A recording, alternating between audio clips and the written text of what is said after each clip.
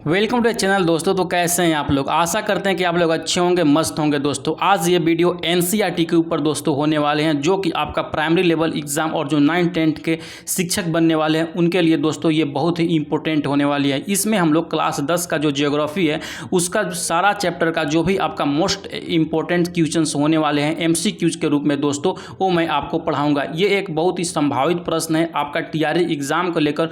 हो सकता है आपका एग्जाम में 2-3 नंबर अगर इसमें से देखने को मिल जाए तो हम इसको छोड़ेंगे नहीं, बिल्कुल भी रिस्क नहीं लेंगे। आपका जहां तक हो सके ज़्यादा से ज़्यादा मैं आप लोग को मदद कर देता हूं। जितना भी एमसीक्यूज इंपॉर्टेंट मेरे नज़रिए से हो रहा है दोस्तों, वो मैं आपको बता देता हूं। तो आज हम लोग पढ़ेंगे क्लास 10 का ज्योग्राफी का चैप्टर वाइज जितने भी इंपॉर्टेंट आपका एमसीक्यूज होने वाले हैं उसका दोस्तों पढ़ेंगे। ठीक है, तो बिना देर किए हम लोग इस वीडियो को स्टार्ट करेंगे। जैसे ही अगर के आप एनसीईआरटी का बुक लेते हैं तो ज्योग्राफी में जैसे ही आते हैं तो चैप्टर नंबर पहला आपका आता है संसाधन एवं विकास दोस्तों।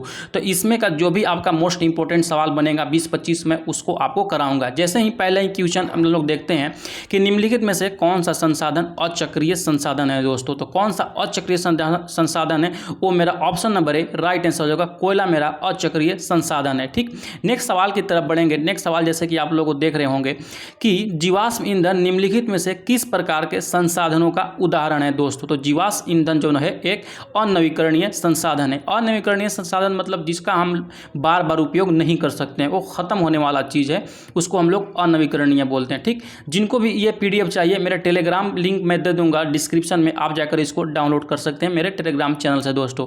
ठीक, अगला सवाल जैसे कि देख सकते हैं यहाँ पे कि भारत ने किस पंचवर्षीय योजना से संसाधन योजना के लक्ष्यों को प्राप्त करने के लिए ठोस प्रयास किए हैं दोस्तों। तो वो हो जाएगा मेरा पहली पंचवर्षीय योजना के तहत। नेक्स्ट सवाल की तरफ बढ़ेंगे। नेक्स्ट सवाल जैसे कि देख सकते हैं 4 नंबर क्वेश्चन है कि जीवन के निरंतर गुणवत्ता और वैश्विक शांति के लिए क्या आवश्यक है दोस्तों। तो वो आवश्यक है मेरा संसाधनों का समान वितरण, मेरा राइट आंसर हो जाएगा। ठीक, नेक्स्ट सवाल की तरफ बढ़ेंगे। नेक्स्ट सवाल जैसे ही आते हैं क्वेश्चन नंबर 5 की तरफ कि भूमंडलीय तापन और पर्यावरण प्रदूषण जैसे वैश्विक परिस्थितिकी संकटों के पीछे मुख्य कारण क्या है दोस्तों। तो उसका मुख्य कारण जो है संसाधनों का अंधाधुंध शोषण। हम लोग उसका सही से उपयोग नहीं करते हैं और बहुत ही बर्बाद करते हैं संसाधनों का, वही मेरा प्रदूषण वगैरह का मुख्य कारण है दोस्तों। ठीक, अगला सवाल की तरफ बढ़ते हैं। 6 नंबर क्वेश्चन दोस्तों की है निम्नलिखित में से कौन सा मानव निर्मित संसाधन है दोस्तों। तो मानव निर्मित जो संसाधन है वो हो जाएगा मेरा मशीन, जो कि ऑप्शन में सब लोग दिया गया है। इससे पहले के चैनल पे बहुत सारा दोस्तों जितने भी प्रीवियस ईयर क्वेश्चन थे सारा का सारा मैंने दोस्तों आपको करा दिया है। ठीक है, अब सारा जब PYQ खत्म हो गया है आपका, तो ये जितने भी आपका NCERT SCERT का बुक का मेरे को लग रहा है कि आपका इंपॉर्टेंट होने वाला है, उस सब का दोस्तों आपको मैं जैसे अभी ये देख रहे हैं वीडियो वैसे ही मैं आपको MCQ करा दूंगा सब्जेक्ट वाइज। तो हो सकता है 2-4 नंबर अगर आप को इसमें से अगर लड़ जाए तो बहुत ही बड़ी आप लोग के लिए हेल्प हो जाएगी। ठीक है, तो बढ़ते हैं नेक्स्ट सवाल की तरफ। क्वेश्चन नंबर 7 की तरफ बढ़ते हैं दोस्तों। ठीक, गांधी जी के अनुसार निम्न में से कौन सा वैश्विक स्तर पर संसाधन की कमी का मूल कारण है दोस्तों। तो गांधी जी के अनुसार जो है वो है लालची और स्वार्थी व्यक्ति तथा आधुनिक प्रौद्योगिकी का शोषणात्मक प्रवृत्ति। मतलब वो जो भी व्यक्ति होता है वो स्वार्थी होता है और बहुत ज़्यादा संसाधनों का शोषण करता है, वो गांधी जी बोल रहे हैं। तो वो मेरा ऑप्शन हो जाएगा। अगला सवाल जैसे कि देख सकते हैं कि भारत में इनमें से किस क्षेत्र में खनिजों और जीवाश्म ईंधनों के समृद्ध भंडार है दोस्तों। तो कौन सा क्षेत्र हो जाएगा, वो हो जाएगा मेरा पठार, मेरा राइट आंसर हो जाएगा। अगला सवाल की तरफ बढ़ते हैं। अगला सवाल की तरफ बढ़ने से पहले दोस्तों मैं आप लोगों को बताना चाहूँगा, जो भी बच्चे खुद से तैयारी कर रहे हैं और सोच रहे हैं कि मैं लास्ट टाइम में क्या करूं क्या ना करूं, तो ये आपका जो मेरे द्वारा बनाया गया कोर्स है दोस्तों, इसको प्रीफर कर सकते हैं PRT एग्जाम के लिए। इसमें टोटल का टोटल आपको चीज़ दिया गया है। आपको जब भी लेना हो तो बिल्कुल अब देरी नहीं कीजिए, क्योंकि अब देरी कीजिएगा तो आप इसको अच्छे से रिविजन नहीं कर पाइएगा। जो मेरे द्वारा ये जो PRT का सिलेक्शन किट है दोस्तों, इसमें एकदम फोकस किया गया है PRT का परीक्षा का। आपको इसमें क्लास 5 से लेकर क्लास 8 तक सभी सब्जेक्ट का आपका समरी मिल जाएगा। उसके बाद जितने भी प्रीवियस ईयर क्वेश्चन है दोस्तों उसको मिल जाएगा, तथा मोस्ट इंपोर्टेंट जो करंट अफेयर है उसको मिल जाएगा। इसका जो रेट था दोस्तों 399 रुपये था, लेकिन अभी और मात्र आपको 150 रुपये मिल रहा है। तो जिनको भी लेना हो दिए गए नंबर पे आप हमको मैसेज कर सकते हैं, मैं वहाँ पे सारा जानकारी दे दूंगा। या तो फिर जिसको भी 9th और 10th का अगर के समरी चाहिए बुक का, वो भी इस नंबर पर दिए गए नंबर पर मैसेज कर सकते हैं दोस्तों। ठीक है, तो बढ़ते हैं हम अपने कंटेंट की ओर में। क्वेश्चन नंबर 9 नंबर क्वेश्चन है दोस्तों कि हमारे देश में जंगलों वनों के लिए कितना वांछित जगह है दोस्तों। तो कितना वांछित है वो है मेरा 33%।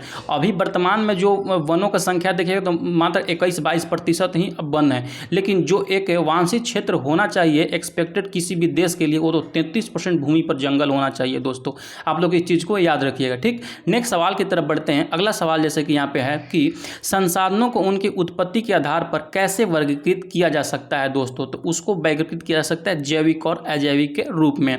नेक्स्ट सवाल की तरफ बढ़ेंगे। 11 नंबर सवाल है आपके स्क्रीन पर कि निम्नलिखित में से किस राज्य में अति पशुचारण भूमि निम्नीकरण के लिए जिम्मेदार है दोस्तों। यानी कि उस राज्य में बहुत ज़्यादा अतिचारण हो जाता है जिसके लिए जिम्मेदार है, तो वो है मेरा मध्य प्रदेश और राजस्थान। ऑप्शन नंबर बी आपका यहाँ पे राइट आंसर हो जाएगा, ठीक। अगला सवाल की तरफ बढ़ते हैं। अगला सवाल मेरा 12 नंबर क्वेश्चन है दोस्तों कि जब मिट्टी के पानी के माध्यम से पानी की कटौती चलती है और गहरे चैनल बनाते हैं तो वे निम्न होते हैं, उनको क्या बोलते हैं, उसको बोलते हैं अवनालिका अपर्दन दोस्तों। ऑप्शन नंबर है आपका यहाँ पे राइट आंसर हो जाएगा। अगला सवाल की तरफ बढ़ेंगे। आपका ब्यूटीफुल सवाल है यहाँ पे कि निम्नलिखित में से कौन सा जैविक संसाधनों का दोस्तों एक उदाहरण है। तो कौन सा जैविक संसाधन है, तो वो है मेरा पशु एक जैविक संसाधन है।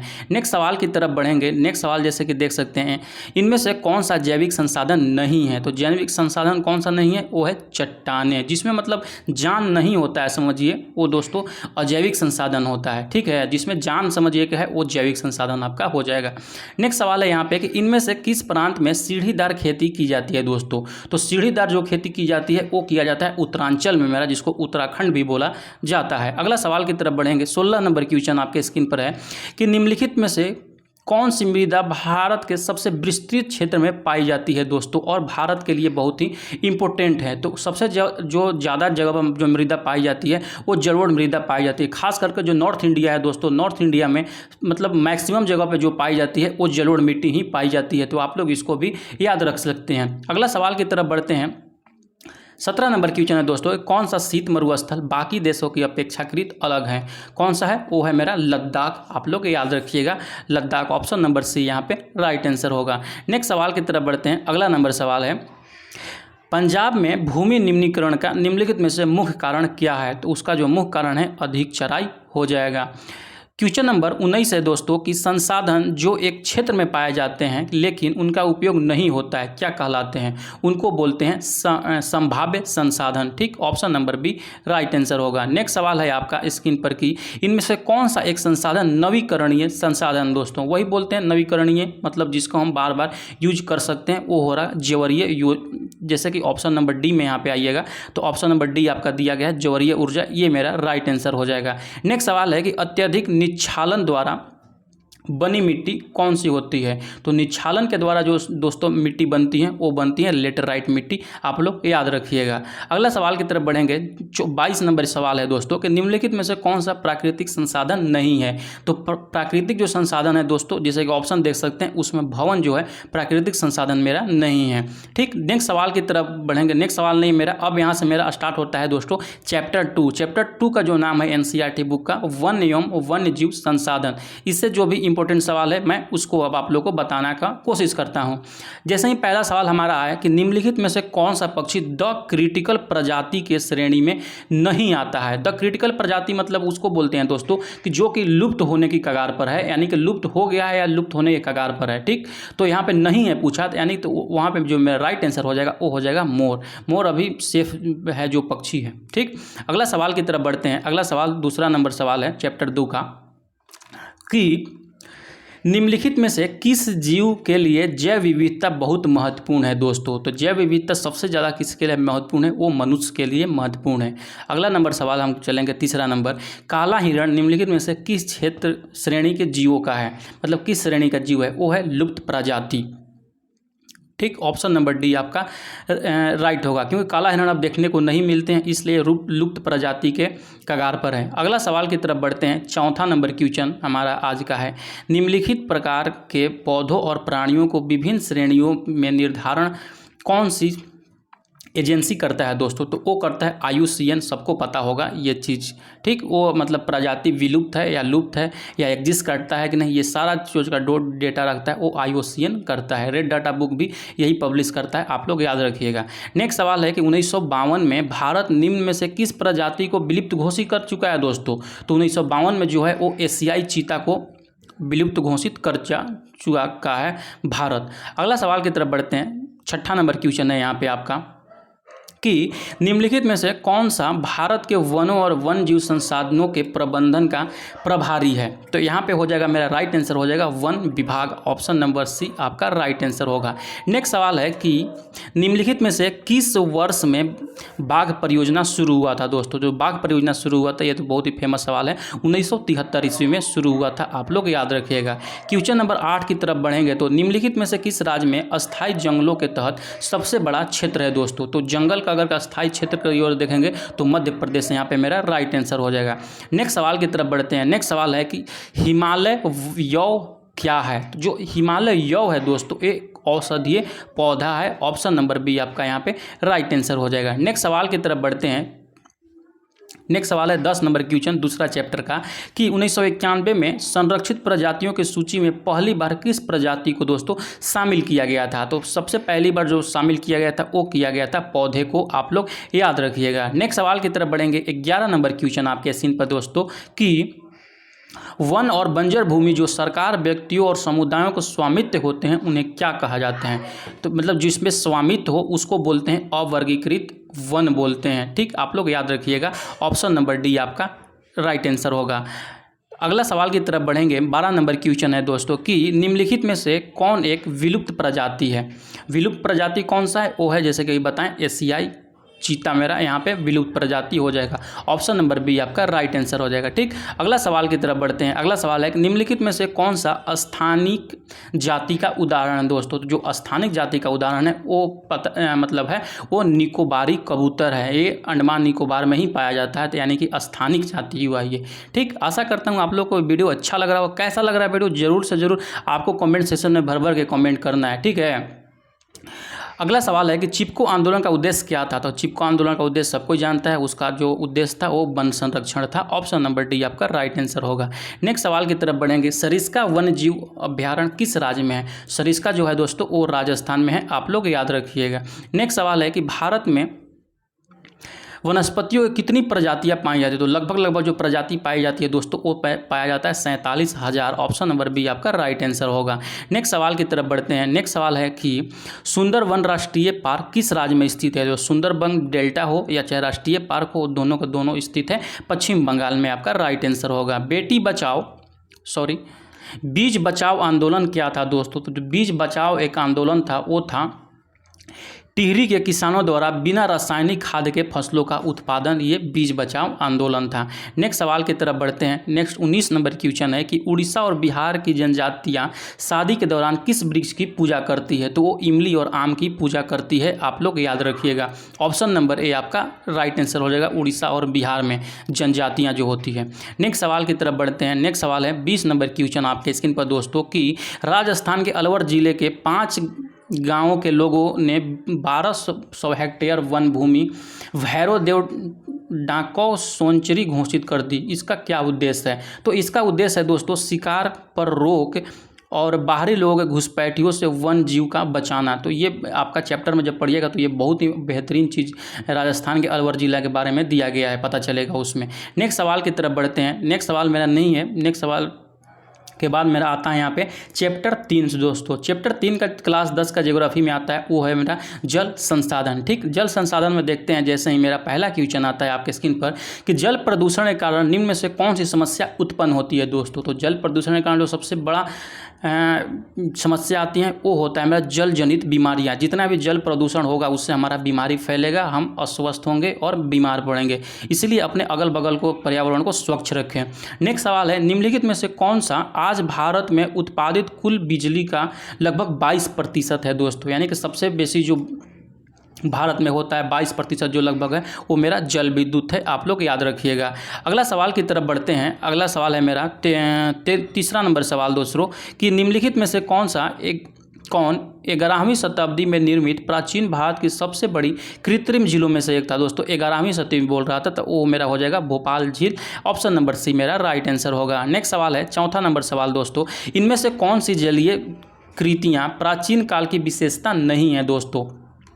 तो कौन सा हो जाएगा? बहुउद्देशीय नदी घाटी परियोजनाएं, ये नहीं था प्राचीन कालों में। नेक्स्ट सवाल की तरफ चलेंगे। पांचवा नंबर सवाल है यहाँ पे कि निम्नलिखित में से कौन सी बहुउद्देशीय परियोजना सतलज और ब्यास नदी के बेसिन में पाया जाता है? तो कौन सा है? वो भाखड़ा नांगल परियोजना है, ये सब लोग जानते होंगे। छठा नंबर क्वेश्चन चलेंगे। छठा नंबर क्वेश्चन है कि निम्नलिखित में से किस नदी पर हीराकुंड दोस्तों परियोजना बनाया गया है? तो सबको पता होगा, ये महानदी पर बनाया गया होगा। 7 नंबर क्वेश्चन है कि राजस्थान में छत वर्षा जल संग्रहण को कहा जाता है, उसको क्या कहा जाता है? उसको बोलता है टांका। ऑप्शन सी आपका राइट आंसर होगा।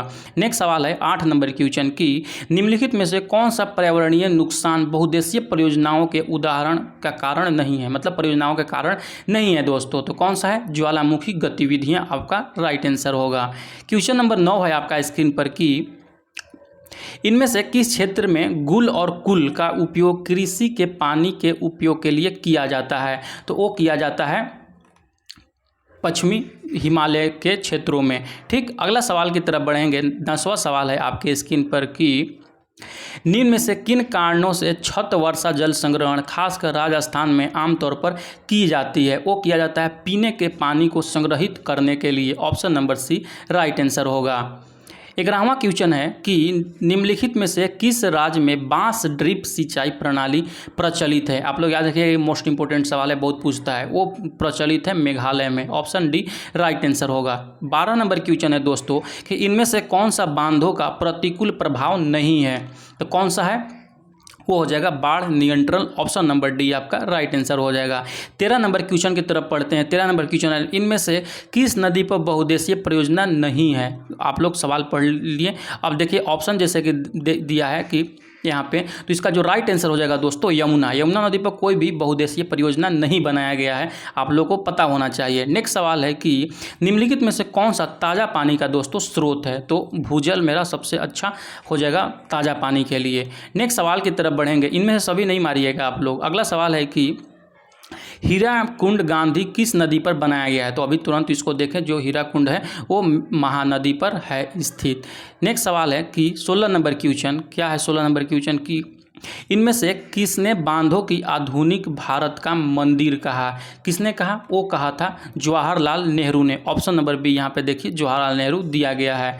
नेक्स्ट सवाल की तरफ बढ़ते हैं। 17 नंबर सवाल दोस्तों कि निम्नलिखित में से कौन सा अलवणीय जल का स्रोत है? तो कौन सा है? वो वर्षा जल, सतही जल और भौम जल सब कुछ है। ऑप्शन नंबर डी आपका राइट आंसर हो जाएगा। 18 नंबर क्वेश्चन है आपके स्क्रीन पर कि विश्व में जल के कुल आयतन का कितने प्रतिशत भाग अलवणीय जल है? यानी कि जो जिसमें नमक नहीं पाया जाता है, मात्र 2.5% है। यही हम लोग पीने के लिए यूज करते हैं, इसलिए पीने का पानी को आप लोग जो बहुत से ज़्यादा बचाने का कोशिश करें। अगला सवाल है पहाड़ी और पर्वतीय क्षेत्रों में वर्षा जल संग्रहण के लिए निम्नलिखित में से कौन सी दोस्तों विधि अपनाई जाती है? तो उसमें जो विधि अपनाई जाती है, अगर ऑप्शन नंबर डी यहाँ पे देखिएगा, वो विधि अपनाई जाती है गुल और कुल, जैसे कि इससे पहले भी जो बताएं आप लोग क्वेश्चन में ये आ गया था।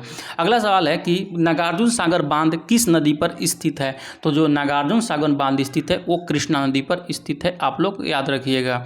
नेक्स्ट सवाल की तरफ चलते हैं। नेक्स्ट सवाल नहीं, मेरा अब यहाँ से स्टार्ट होता है चैप्टर नंबर 4 का मोस्ट इंपॉर्टेंट सवाल, संभावित सवाल दोस्तों। चैप्टर नंबर 4 का नाम है कृषि। ठीक है, यहाँ पर देख सकते हैं कृषि इसका नाम है। इसमें से देख लेते हैं जो भी आपका परीक्षा की दृष्टि से महत्वपूर्ण सवाल बनता है। जैसे कि पहला ही सवाल इसमें आता है कि निम्नलिखित में से क्या भारत के लोगों का सबसे महत्वपूर्ण व्यवसाय है? तो जो सबसे महत्वपूर्ण व्यवसाय है, भारत आज भी कृषि प्रधान देश बोला जाता है, इसीलिए यहाँ पे ऑप्शन नंबर बी आपका राइट आंसर होगा। नेक्स्ट सवाल है कि भूमि पर उच्च जनसंख्या दबाव वाले क्षेत्रों में इनमें से किस प्रकार की खेती की जाती है? दोस्तों जहाँ पे उच्च जनसंख्या दबाव हो वहाँ पे गहन और जीविका कृषि किया जाता है। ऑप्शन बी आपका राइट आंसर हो जाएगा। तीसरा नंबर सवाल की तरफ बढ़ते हैं। तीसरा सवाल है आपका कि इनमें से कौन सा खरीफ फसल है? ये सब लोग जानते हैं जो खरीफ फसल है दोस्तों, वो बाजरा आपका खरीफ फसल है। नेक्स्ट सवाल है कि भारत सबसे बड़ा उत्पादक देश होने के साथ साथ इनमें से किस फसल का उपभोक्ता है? तो वो हो जाएगा मेरा दलहन। ऑप्शन नंबर सी आपका राइट आंसर हो जाएगा। नेक्स्ट सवाल की तरफ बढ़ते हैं। नेक्स्ट सवाल जैसे कि देख सकते हैं यहाँ पे कि जायद सस्य प्रारूप के दौरान इनमें से कौन सी फसल पैदा होती है, यानी कि जायद फसल के रूप में। जायद बोलते हैं जो गर्मी के दिनों में पैदा होता है फसल, उसको जायद फसल बोलते हैं, यानी कि खरबूजा मेरा राइट आंसर हो जाएगा। नेक्स्ट सवाल है दोस्तों 10वां नंबर क्वेश्चन आपके स्क्रीन पर कि इनमें से कौन सा खरीफ फसल है और देश की उत्पत्ति प्रमुख तिलहनों का लगभग आधा हिस्सा है। तिलहन में जो पैदा होता है उसमें से सबसे आधा हिस्सा यानी कि 50% उसका है, वो कौन सा है दोस्तों, वो है यहाँ पे मूंगफली आपका राइट आंसर हो जाएगा दोस्तों। ठीक, यहाँ पे मेरा ऑप्शन में नहीं दिया गया है, लेकिन मेरा जो राइट आंसर हो जाएगा दोस्तों वो यहाँ पे अरहर के जगह पे हो जाएगा मूंगफली। ठीक है, तो इसको आप लोग सही कर लीजिएगा। जो 50% होता है जो उत्पादन तिलहन में, वो सबसे ज़्यादा हो जाएगा खरीफ फसलों में मूंगफली, हम लोग याद रखिएगा। नेक्स्ट सवाल की तरफ बढ़ते हैं। 11 नंबर सवाल है दोस्तों यहाँ पे कि चाय की खेती निम्न में से किस प्रकार की कृषि का एक उदाहरण है। तो चाय का खेती जो है उसको बोलते हैं रोपण कृषि, option number B right answer. 12 number question है दोस्तों, श्वेत क्रांति में निम्नलिखित में से किस उत्पाद के उत्पादन में सुधार शामिल है। तो जो सबसे बेसी जो हुआ था श्वेत क्रांति में, यानी कि श्वेत क्रांति से संबंधित है मेरा दूध के उत्पादन से। 13 नंबर सवाल है यहाँ पे आपके स्क्रीन पर कि निम्नलिखित में से कौन सा देश तिलहन का सबसे बड़ा उत्पादक है। तो तिलहन जो सबसे बेसी होता है दोस्तों वो होता है भारत में, आप लोग याद रखिएगा। अगला सवाल की तरफ बढ़ते हैं।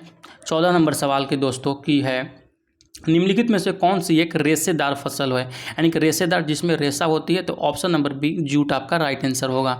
कौन सा देश विश्व में फल और सब्जियों का सबसे बड़ा उत्पादक है। जो फल और सब्जी होता है सबसे बेसी वो होता है भारत में, ऑप्शन नंबर डी आपका राइट आंसर हो जाएगा। नेक्स्ट सवाल की तरफ बढ़ते हैं। 16 नंबर क्वेश्चन दोस्तों कि रेशम उत्पादन के लिए रेशम के कीड़ों का पालन क्या कहलाता है। तो उसको हम लोग बोलते हैं सेरीकल्चर। आपको पता होगा रेशम उत्पादन कीड़ों का अध्ययन सेरीकल्चर बोलते हैं। ठीक, अगला सवाल है 17 नंबर सवाल दोस्तों कि भारत के निम्नलिखित में से किस राज्य में चावल की व्यावसायिक फसल माना जाता है, यानी कि चावल की खेती वहाँ पे सबसे बेसी होती है। तो वो हो जाएगा मेरा यहाँ पे व्यावसायिक खेती के रूप में अगर के देखिए सबसे बेसी चावल कहाँ उत्पादन होता है वो अलग हो जाएगा, लेकिन यहाँ पे व्यावसायिक फसल माना जाता है वो उसके हिसाब से मेरा यहाँ पे पंजाब सही आंसर होगा। ठीक है, अगला सवाल की तरफ बढ़ेंगे। 18 नंबर क्वेश्चन कि निम्नलिखित में से किस फसल को सुनहरा रेशा कहा जाता है। ये सुनहरा रेशा के बहुत सवाल पूछता है, ऑप्शन नंबर डी आपका जूट राइट आंसर होगा। 19 सवाल है कि निम्नलिखित में से कौन सा रोपण कृषि का दोस्तों उदाहरण है। तो अभी बताएं, रोपण कृषि का जो उदाहरण है वो हो जाएगा चाय।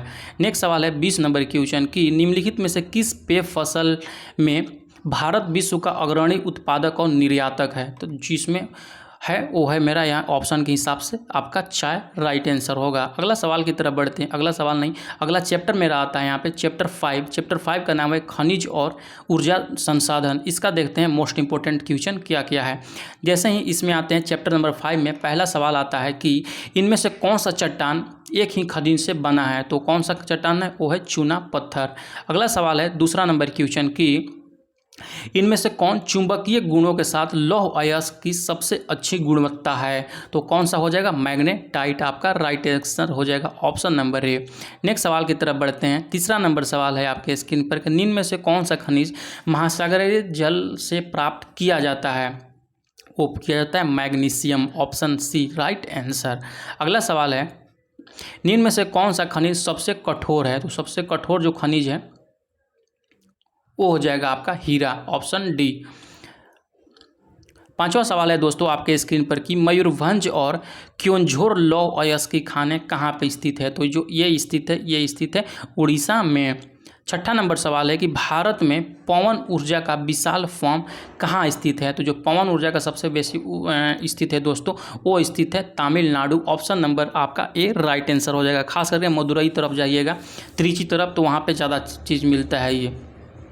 अगला सवाल है 7 नंबर क्वेश्चन आपके स्क्रीन पर कि निम्न में से कौन सा खनिज महासागरीय लवण से प्राप्त किया जाता है। तो ये सवाल शायद हम लोग देख लिए, इसका जो राइट आंसर हो जाएगा मैग्नीशियम आपका राइट आंसर हो जाएगा।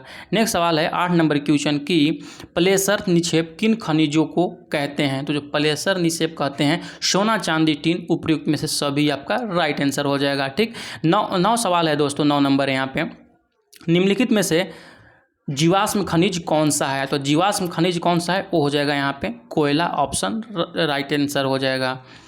अगला सवाल है कि निम्नलिखित में से कौन सा एक ईंधन खनिज है दोस्तों। तो खनिज कौन सा हो जाएगा वो हो जाएगा आपका thorium. Option number C right answer हो जाएगा। ठीक है, अगला सवाल की तरफ बढ़ते हैं। 11वां नंबर सवाल है कि मैग्नेटाइट में कितने प्रतिशत लोहा का अंश होता है दोस्तों। वो जो मैग्नेटाइट में होता है वो 60% से ऊपर होता है। 60% मतलब ऑप्शन में दिया वो राइट आंसर होगा। 12वां सवाल है यहाँ पे, इनमें से कौन सा जीवाश्म ईंधन भारत में सबसे अधिक उपलब्ध है। तो भारत में जो सबसे अधिक उपलब्ध है ऑप्शन के हिसाब से कोयला राइट आंसर हो जाएगा। नेक्स्ट सवाल है 13वां सवाल कि निम्नलिखित में से कौन सा उद्योग प्राकृतिक गैस के प्रमुख उपयोग करता है दोस्तों। तो कौन सा हो जाएगा, उर्वरक उद्योग। ठीक, ऑप्शन बी राइट आंसर होगा। 14 नंबर सवाल है, चूना पत्थर निम्नलिखित उद्योगों में से किस एक उद्योग का आधारभूत कच्चा माल है। तो चूना पत्थर जो आधार है सबको जानता होगा, ये सीमेंट उद्योग में बहुत ज़्यादा उपयोग होता है। Option C right answer. निम्नलिखित में से लौह अयस्क की सर्वोत्तम किस्म कौन सी है। तो लौह में जो सबसे अच्छा होता है वो होता है हेमेटाइट।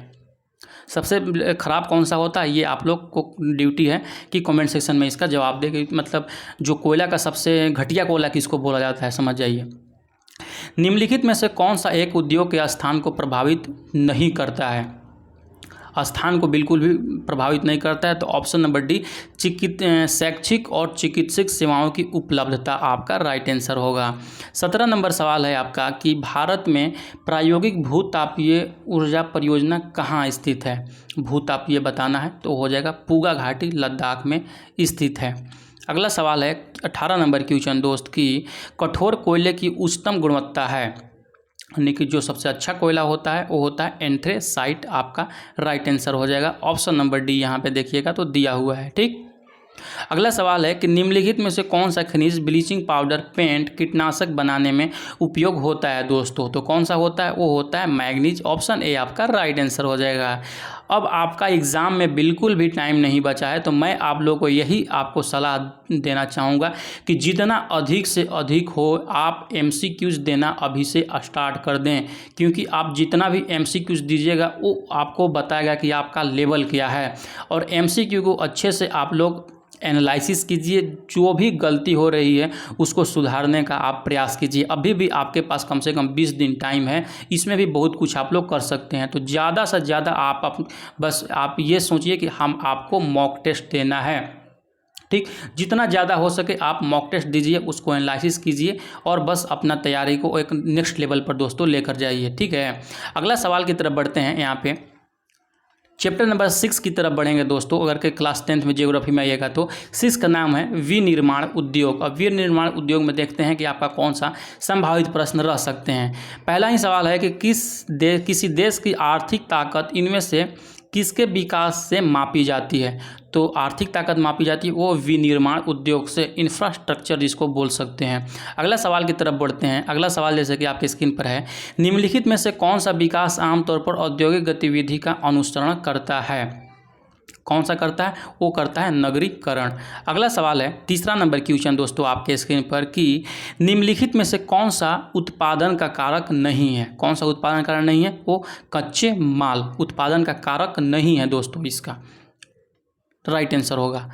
4 नंबर क्वेश्चन की तरफ बढ़ेंगे तो है कच्चे माल को मूल्यवान उत्पादन में परिवर्तित कर अधिक मात्रा में वस्तुओं के उत्पादन की निम्नलिखित से कौन सी प्रक्रिया है। कौन सी प्रक्रिया है, वो है द्वितीयक कार्य में ये आता है। जब मैं अच्छे सब्जेक्टिव पढ़ाता ना तो ये सब बहुत ही अच्छे ढंग से आपको समझाता, लेकिन क्या करें टाइम ही नहीं है। जल्दी जल्दी आपका बस जो भी इम्पोर्टेंट चीज़ है उसको बताना है हमको। अगला सवाल है 5 नंबर, इनमें से कौन सा कारक किसी उद्योग की अवस्थिति में सबसे महत्वपूर्ण भूमिका निभाता है दोस्तों। उद्योग की अवस्थिति में जो सबसे महत्वपूर्ण भूमिका निभाता है वो निभाता है पूंजी और न्यूनतम उत्पादन लागत। ऑप्शन नंबर डी आपका राइट होगा। किसी भी उद्योग में मतलब आप ही मान चलिए एक उद्योग स्थापित कीजिए तो उसमें आपको क्या देखिएगा, आप ये ना सोचिएगा कि जो भी हम पूंजी लगा रहा हूँ थोड़ा कम ही पूंजी में हो जाए, और उसका जो मैं प्रोडक्शन कर रहा हूँ, जो सामान मान के चलिए आप पेन बना रहे हैं तो आप सोचिएगा कि पेन का जितना भी मतलब कॉस्ट कम हो सके उसको आप कम करने की कोशिश कीजिएगा ताकि उस पर ज़्यादा फ़ायदा हो सके। वही यहाँ पर बता रहा है कि उत्पादन लागत ये महत्वपूर्ण भूमिका निभाता है। ठीक है, अगला सवाल की तरफ बढ़ते हैं। 6 नंबर क्वेश्चन के निम्नलिखित में से कौन सा उद्योग अन्य तीनों से प्रयुक्त कच्चे माल के स्रोत के आधार पर भिन्न है। तो ऑप्शन जैसे कि देख सकते हैं वो हो जाएगा पेट्रोल रसायन उद्योग, ऑप्शन ए राइट आंसर होगा। 7 नंबर क्वेश्चन है दोस्तों कि निम्नलिखित में से कौन सा देश विश्व में जूट और कच्चे जूट से बनी वस्तुओं का सबसे बड़ा उत्पादक है? तो कौन सा हो जाएगा सबसे बड़ा उत्पादक? वो हो जाएगा भारत, ऑप्शन बी आपका राइट आंसर होगा। नेक्स्ट सवाल की तरफ बढ़ते हैं। 8वां नंबर सवाल है कि निम्नलिखित में से कौन सा नगर भारत की इलेक्ट्रॉनिक राजधानी के रूप में जाना जाता है? तो किसको बोलते हैं इलेक्ट्रॉनिक राजधानी, यानी कि सिलिकॉन वैली, वो है बेंगलोर, आपका ऑप्शन ए राइट आंसर होगा दोस्त। अगला सवाल है क्वेश्चन नंबर 9, भारत का कौन सा लोहा इस्पात संयंत्र जर्मन के सहयोग में स्थापित किया गया है? जर्मन के मतलब जर्मनी के सहयोग से स्थापित किया गया है दोस्तों, कौन सा? वो हो जाएगा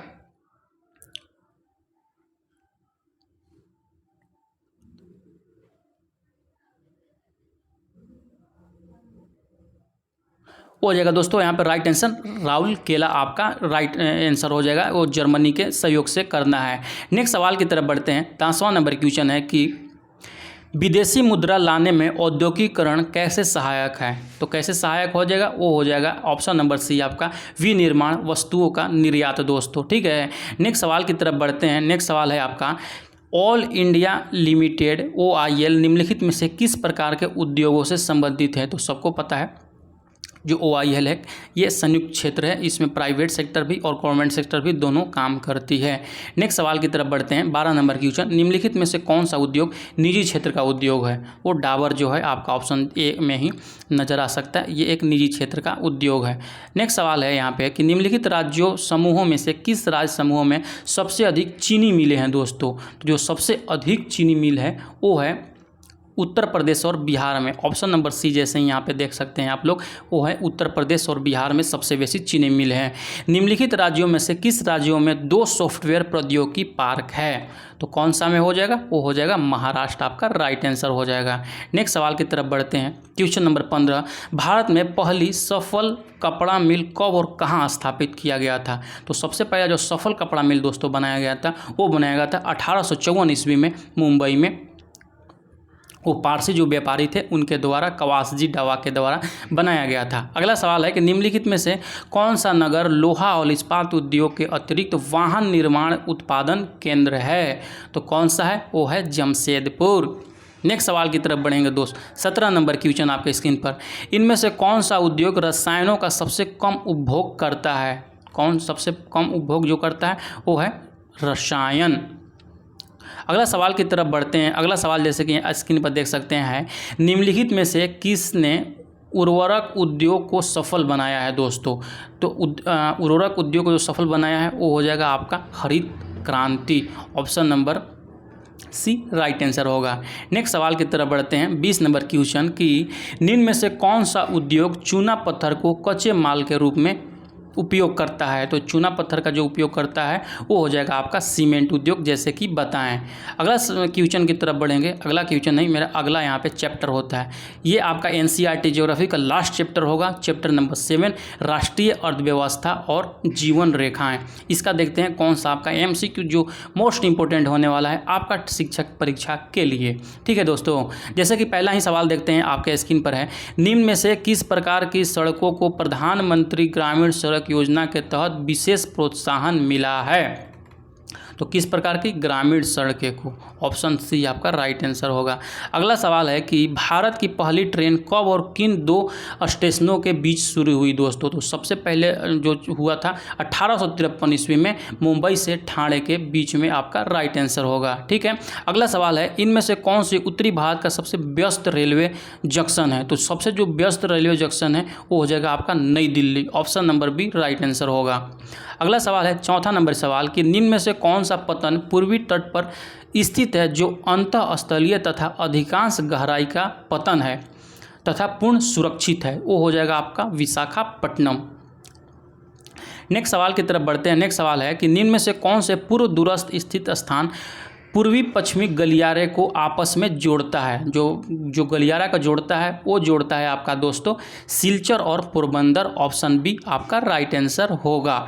नेक्स्ट सवाल है छठा नंबर क्वेश्चन कि इनमें से कौन सी हमारे देश की प्राथमिक सड़कें प्रणाली है। तो जो प्राथमिक सड़कें वो NH है, मेरा नेशनल हाईवे आपका आंसर होगा। नेक्स्ट सवाल है कि STD किसे कहते हैं। तो जो STD होता है वो होता है subscriber trunk dialling. Option number यहाँ पे एप्पल राइट आंसर होगा दोस्त, ठीक है। अगला सवाल है कि उत्तरी रेलवे का मुख्यालय कहाँ है। जो उत्तरी रेलवे का मुख्यालय है वो है दिल्ली में, आपका राइट आंसर हो जाएगा नॉर्थ रेलवे। नेक्स्ट सवाल है आपका कि राष्ट्रीय जलमार्ग 1 निम्न में से किन स्थलों के बीच नौका गम्य है, किन स्थानों के बीच नौका गम्य है। तो जल मार्ग 1 में जैसे ही जाइएगा तो मार्ग 1 जो है वो जाता है इलाहाबाद से हल्दिया के बीच में। ऑप्शन नंबर फर्स्ट आपका राइट आंसर होगा। 10 नंबर क्वेश्चन है। बोलते बोलते मेरा मुंह दुखा गया है दोस्तों, तो बस आप लोगों से कुछ नहीं चाहते हैं, ज़्यादा से ज़्यादा वीडियो को शेयर कर दीजिए, वीडियो को लाइक कर दीजिए, और आपसे हमको कुछ नहीं चाहिए, ठीक है। और आप लोग का बस हमको, मेरा तो यही रहेगा, जितने भी मेरा बच्चा वीडियो देख रहे हैं सब पास हो जाए, सबका नौकरी लग जाए, बस मेरे लिए यही मेरा सफलता होगा, ठीक है। 10वां नंबर क्वेश्चन जैसे कि देख सकते हैं यहाँ पे कि इनमें से किसको भारतीय डाक संचार तंत्र में प्रथम श्रेणी की डाक समझा जाता है। तो किसको बोलते हैं, वो कार्ड व लिफाफे। ऑप्शन ए आपका राइट आंसर होगा। नेक्स्ट सवाल है इनमें से कौन सा राष्ट्रीय राजमार्ग देश में सबसे लंबा राजमार्ग है। तो सब लोग जानता होगा जो NH7 है दोस्त, वो सबसे बड़ा राजमार्ग है। नेक्स्ट सवाल है 12 नंबर क्वेश्चन के उत्तर दक्षिण गली द्वारा किन 2 अंतिम सिरों के नगरों को जोड़ता है।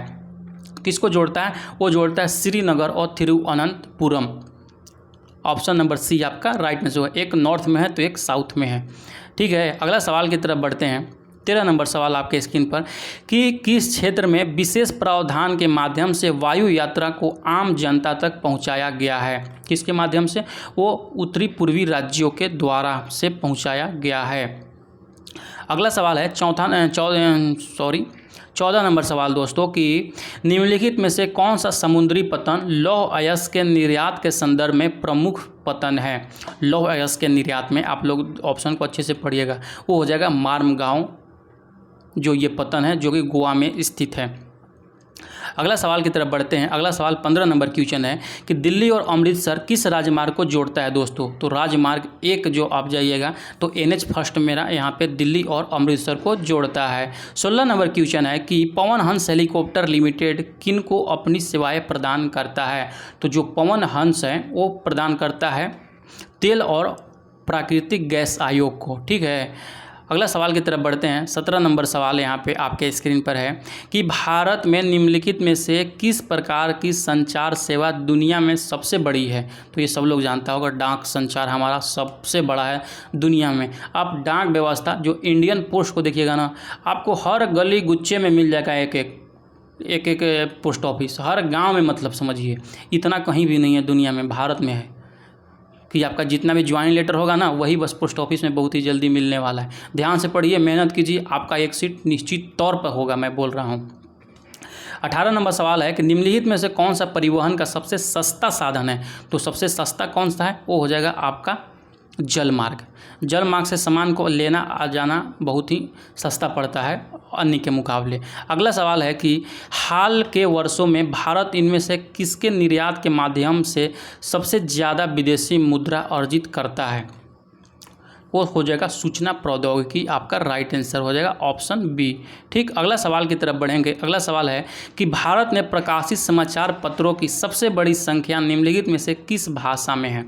तो सबसे ज़्यादा जो प्रकाशित होता है वो होता है हिंदी भाषा में। ऑप्शन ए आपका राइट आंसर हो जाएगा दोस्त, ठीक है। तो यहाँ पर मेरा सारा का सारा जितना भी मोस्ट इंपॉर्टेंट आपका सवाल था, मोस्ट इंपॉर्टेंट जितना भी सवाल था आपका कंप्लीट होता है। तो कैसा लगा वीडियो, आपको कमेंट सेक्शन में ज़रूर से ज़रूर आपका फीडबैक शेयर करना है, ताकि नेक्स्ट वीडियो लाने में मेरी मदद हो सके कि आपको किस तरह का वीडियो पसंद है दोस्तों, ठीक है। तो मिलते हैं नेक्स्ट वीडियो के साथ में, तब तक के लिए पढ़ते रहिए, मुस्कुराते रहिए, बाय बाय।